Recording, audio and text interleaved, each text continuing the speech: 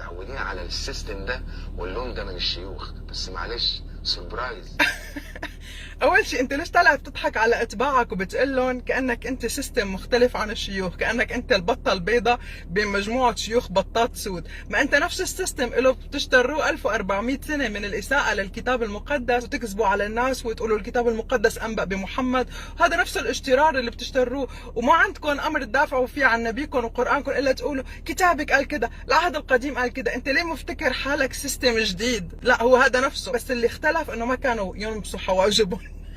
شايف؟ بس معلش سربرايز. بلاش الانجليزي ده يا رشدي. ده انجليزي ده يا رشدي. سربرايز. يلا قولها مرتين ثلاثة قبل ما تطلع، عيب تطلع قدام ملايين الناس.